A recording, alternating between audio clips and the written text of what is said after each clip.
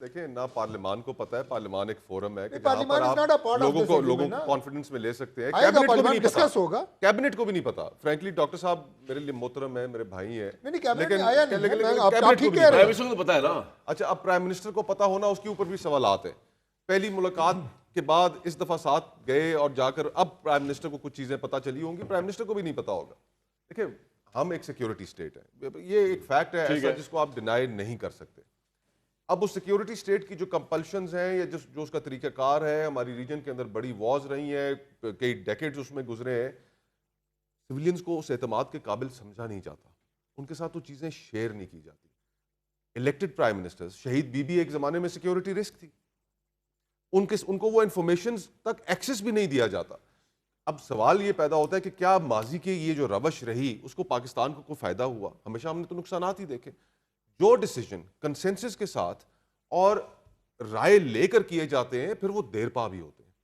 آپ کے سامنے ایک ڈیسیجن آیا تھا آج سے چند سال پہلے یمن میں انوالو ہونے کا، ایک دوست ملک آپ سے تقاضا کر رہا تھا کہ آپ وہاں پر آئیں، آپ پارلیمنٹ میں لے کے گئے، پارلیمنٹ میں لے کر گئے اور پارلیمنٹ نے ٹھیک فیصلہ کیا اس وقت۔ اگر آپ انوالو ہو جاتے تو پھر اس کے کیا کانسیکوینسز نکلنے تھے؟ ایک پرائی جنگ میں وہاں پر ہم اپنی فوجیں بھیج دیتے۔ تو جس فیصلے کے اندر مشاورت شامل ہو وہ دیر پا فیصلہ ہوتا ہے۔ اور باقی جہاں تک ان ٹرمپ صاحب کا تعلق ہے، دیکھیں ہمیں یہ چیز ذہن سے نہیں نکالنی چاہیے کہ وہ بہت مرکیوریل ایک کیریکٹر ہیں۔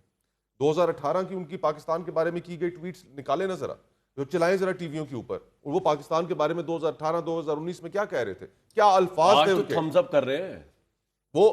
اسی طرح ان کے انڈیا کے بارے میں کیا خیالات تھے؟ مودی کو وہ اپنا دوست کہتے تھے اور کیسے چینج ہوئے؟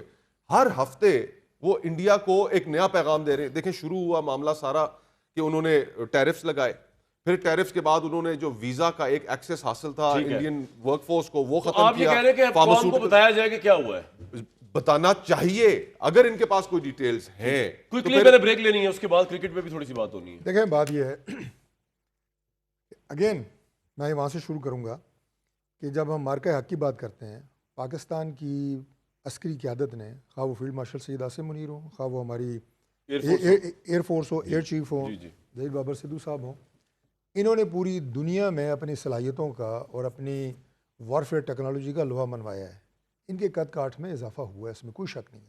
اگر آج ان کی پذیرائی عالمی برادری میں تمام ممالک میں ہے تو یہ پاکستان کے لیے اپریشیبل بات ہے۔ آپ کہتے ہیں اس وجہ سے ہو رہی ہے؟ بالکل ہو رہی ہے۔ ٹھیک ہے، پاکستان نے جس طرح انڈیا کو چاروں شانے چت کیا ہے، ہم سے وہ ملٹری مائٹ ہے، لیکن آج انڈیا شرمندہ ہوا پھر رہا ہے۔ اور اس سے جو معاہدات ہو رہے ہیں، میں عرض کر رہا ہوں، اس سے جو معاہدات ہو رہے ہیں وہ یقیناً پاکستان کے 100% حق میں ہے۔ اب ظاہر ہے وہاں جانے سے پہلے کیبنٹ میٹنگ نہیں ہوئی کہ جناب یہ معاہدہ ہم کرنے جا رہے ہیں، وہ ساری قوم کی امانت ہیں، وہ معاہدے وہ قوم کے فائدے میں ہونے ہیں، وہ پاکستان کے بینیفٹ میں ہونے ہیں۔ پوائنٹ آ گیا۔ اور ہم بار بار یہ بات کہہ رہے ہیں، بار بار ہم یہ کہہ رہے ہیں کہ سویلین اور ملٹری لیڈرشپ نے جو اس وقت مقام پاکستان کو اللہ کے فضل سے دے رہے ہیں، اس میں مل کے اس ونڈو آف اپرچونٹی کو کیش کریں پاکستان کے لیے۔ دیکھیں ہمارے پاس دو ماضی کے واقعات ہیں، جنرل ضیاء کے معاہدے کرنا اور پھر جنرل مشرف کے معاہدے کرنا۔ ان دونوں معاہدوں کے نتیجے میں جو بھی امریکنز کے ساتھ انڈرسٹینڈنگ تھی اس کا وہ پاکستان کو بینیفٹ حاصل نہیں ہوا جو ہونا چاہیے تھا۔ پہلے تو پاکستان کے لوگوں کو بتایا بھی نہیں گیا کہ گفتگو کیا ہوئی، کن چیزوں کے اوپر معاملات طے کیے گئے۔ تو ہمیشہ انہوں نے دونوں وقتوں میں، جنرل ضیاء کے ٹائم پہ بھی اور جنرل مشرف کے ٹائم پہ بھی، چلیں امریکہ جو ہے نا، میرا اوپینین یہ ہے کہ پاکستان وہ سولڈ چیپ۔ بات سے صرف ایک چیز آگے چلا جاتا ہوں، امریکہ میں تو بقول آپ کے جی یہاں پہ کون بات کر رہا ہے کون نہیں کر رہا، ٹرمپ تو خود بات کر رہا ہے نا، اکیلا کر رہا ہے۔ امریکن قوم کو اس نے بریف کر دیا سارا کیا معاہدہ ہوا ہے، کیسے ہوا ہے، ساری ڈیٹیلز بتا دی ہیں۔ اس پہ بات کا جواب دیجیے بریک کے بعد۔